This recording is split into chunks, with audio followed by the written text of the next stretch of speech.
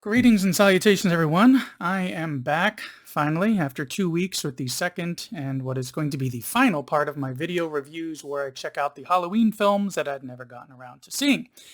So be sure to check out my preceding video where I go into a little bit more detail about, why I decided to do this. But to give a quick little summary here, this is just a franchise that I never grew up with. I'd seen ones like Jason and Freddy and all that, and even like some Phantasm and Hellraiser, but just never got around to Halloween. I'd only seen Halloween 1978, Halloween age 20 for some reason. I have no idea why I went to see that as a double feature with Basketball of all movies. And let's see, I'd seen the Halloween 2007 that Rob Zombie did, which I guess kind of referred to as Zombie 1 and Zombie 2. And the Halloween 2018, the one that I just consider one of the McBride films because he's one of the producers and one of the writers, I believe. So anyways, let me just say that I had a very hard time with this one, with these reviews. For my first video, I checked out Halloween 2, Halloween 3, and Halloween 4. The plan was to do a few more videos like that where I would do maybe 2 or 3 more films per video and make, 2 to 3 more videos out of that content. But I ran into a problem here in that I wasn't really enjoying these films. And I know that's sacrilegious around Halloween time to not like a lot of the Halloween films, but let me just say, let me go into some detail here, because I did like how 5 and 6 were trying to pick up where part 4 left off. But for some other details about these, basically Halloween 5 I felt was, somehow it just seemed very cheap, low production value. A lot of it didn't make sense. There were scenes that I didn't know if it was a dream, if it was a flashback, if they were just imagining something, if the girl's brain was connected psychically with Michael. There was even these weird things like Michael Myers really can drive well in this. I mean, not just getting the thing started and moving from point A to point B in order to kill somebody. We're talking he must have had some lessons because he's going all over town and doing a pretty decent job of it. We had this really strange thing. I had to rewind the scene. There's a scene where these 2 bumbling cops kind of show up and they played this music in the background that sounded almost circus-like. Like that music is supposed to be a cue that these guys are, I don't know, not really good cops and kind of the comedic relief. But what those actors were doing was fine. That's enough. We don't need the musical cue. And I guess the performances were all right. I mean, Danielle Harris still did a great job in this, but, she can't carry an entire movie. Um, and um, and I did like that they were trying to build this thing with the psychic connection with Michael Myers. It just didn't grab me, and I wasn't really enjoying it. So then I went on to part 6, which they made a part 6. It was a sequel to part 5. But, there's not much of this even stood out. I mean, Loomis's scars changed again. He even seemed to change a little bit. Lots of stuff was shoved in that was very difficult for me to really, absorb and really get wrapped up in. I kept losing track of what was going on to the point where I would look up like a synopsis or a wiki article about it to make sure I didn't miss something. But to be clear, when I'm watching these things, I put the phone away. I'm rarely even taking notes. If I do take a note, I have to pause it to make sure I don't miss something. And I'm just watching it all alone, so there's no distractions, just me, all alone. Which is really sad considering I watched 10 of these movies all alone. Anyways, getting off track there. So having a very difficult time, getting through that. So then we go on to Halloween 7, also known as Halloween age 20, meaning age 20, not H2O. It's not about water. It's about, age for Halloween, 20 for 20 years later. Now, I do remember that I'd seen this one in the theater, like I said, with that double feature with Basketball for some reason, not a really good pairing, but I had almost zero recollection of anything about this movie except for part of the ending with Jamie Lee Curtis and Michael Myers. And it was great that Jamie Lee Curtis was in it. The budget seemed a lot higher. We also had Michelle Williams and Josh Hartnett, who both went on to do a lot of really good work. And I really think that this one was a much better step for them to take because it seemed like I think they were ignoring everything after the original Halloween. So it was definitely a better route to take instead of trying to explain and pick up what had happened in 4, 5, and 6 just to kind of do their own thing. And I think that was really the best route to go.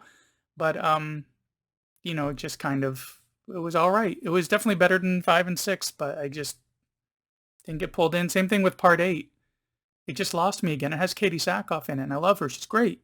But it just kind of happened, and I don't really even have much to say about it because I got through it. It was very 90s related. It's hard to explain what that 90s horror feel is. But from what I understand, there are like producer cuts and director's cuts of ones like 6, 7, and 8 out there that might be better, but they just didn't pull me in. So before I get into the zombies and the McBrides, as I'll say, I will say that part of the reason why I changed this format for this video was that I didn't want to do a video about 5, 6, 7, and 8 and just talk shit about them. You know, I know a lot of people out there love those films, and one of the things that I really don't care for is videos about how much something sucks. You know, unpopular opinions. Why does this actually suck? You know, when so many people think it's great. I'm not here to rain on anybody's parade, so I didn't want to go into video just talking about things that I didn't like about the Halloween series. I wanted to mix it up. When I didn't like part 5 and I didn't like part 6, I was hoping I'd get pulled in enough to part 7 to get more of that positive side of the review. And when I wasn't, I just decided I'm going to have to just watch the rest of them and see what my overall thoughts are about the franchise, especially visiting these ones for the first time. So one of the things that, you know, even though like 4, 5, and 6 do have some things in them that I do like, I mean, most movies will have something you like. Even Grown Ups 2 has some funny scenes in an otherwise lackluster and repetitive film. But yeah, so I just decided to wait to the end to do this review. Another reason is that I didn't want to just talk about what I didn't like. I wanted to try to figure out why I didn't get into these films. You know, was it because I didn't grow up with them and have a new one to look forward to every couple years and always be ready to see the next Michael Myers film, you know, the next kill, what's going to happen? Was it because I had like so many of this kind of film, you know, like the slasher film, that it didn't stand out to me as much? I don't know. It just didn't really pull me in. So but I really think that the franchise isn't for me necessarily, because there are a few that I liked, but for the most part I wasn't really enjoying it. However, as I've quoted my old granddaddy saying, you know, I'm not a frog and you're not a bunny, so let's not jump ahead here. I did rewatch Halloween 2007, otherwise known as, I just call it the zombie one. This was another one that I remember I had seen, but I had zero recollection of the movie at all. So it felt like watching it new. And I also checked out, you know, the Zombie Halloween 2, you know, Rob Zombie's sequel to it, which really didn't have good ratings, but I was still going to check it out. And then I also made it out to the theater to see Halloween Kills this past weekend, aka I'll just call it McBride 2. Anyway, so Zombie.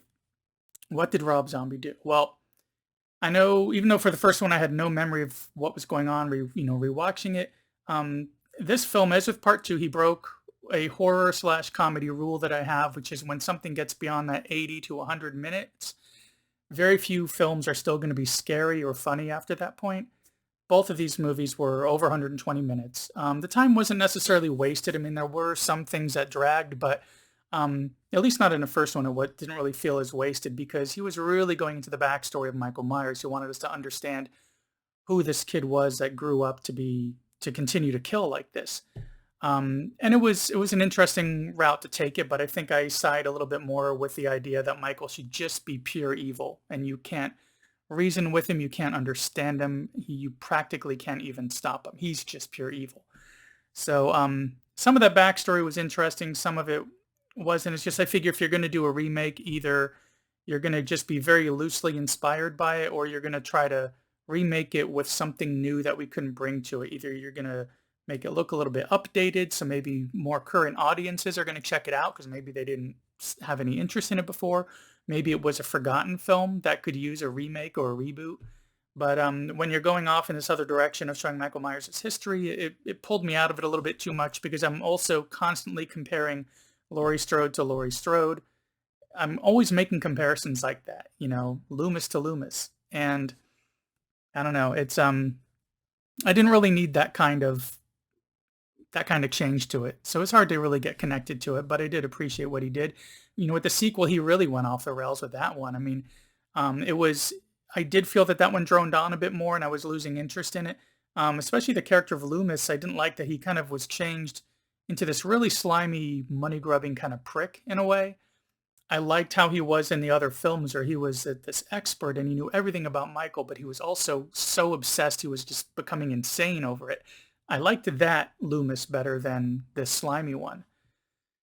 I don't know. So, you know, it was weird watching some of these and having a hard time kind of remembering what had even happened in the previous movie, because scenes would happen that just didn't seem to match up and I felt like I was missing something. Anyways, with all that said, even though I didn't like the two Rob Zombie ones that much, I didn't think that part two deserved as much hate as it seems to get. And I really applaud what Zombie did. I mean, he went all out. He brought in a whole other level of things, threw some great ideas out there. It just wasn't something that I was looking for him to depart so much from the originals in this. I feel he should have just reworked that script and just made his own slasher film, just his own franchise out of this that would have been inspired by Halloween in the same way that things like House of a Thousand Corpses, in my opinion, seem so obviously inspired by Texas Chainsaw Massacre 1 and 2. I would love to just see what he could have done with making his own killer instead of trying to use that story as a new way to tell Halloween. Anyways, but to wrap things up here, just a quick note about Halloween Kills, because whenever Halloween Ends comes out, I'm going to rewatch the 3 McBride ones and kind of do a review on that. But I will say that, I mean, I loved it. I thought it was a great sequel to it. It is kind of strange that, Michael doesn't, and this is going to be a little bit of spoilers here, but there's a third one, so this is coming. He doesn't necessarily get killed. It's definitely a middle act to a 3-act play, so it doesn't have that same kind of resolution feel that some of the others do have. There were a lot of characters, a lot of stuff trying to be worked into this that was a lot to keep up with, but it was all worth paying attention to. They even have a nice little shout out to Halloween 3 in it. But, I could see how some people not liking the second act aspect to this and not having as much of a big climax. I can understand how some people that might turn them off from it.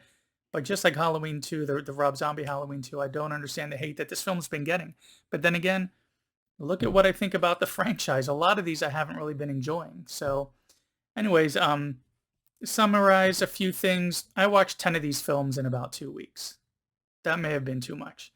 It was interesting to see where they tried and, to change something in what way. And in some ways they succeeded, and in some ways for me they failed and I didn't enjoy it. But I still can't believe that I liked part 3. I mean, that was the one that I thought I was going to absolutely hate because it got so much hate over the years. I actually think it's one of the few ones that I'll actually rewatch because I would say my rankings for this, which normally I don't do, I'm even trying to get away from the ratings of letters and everything because I don't want to put something on top and something on the bottom here.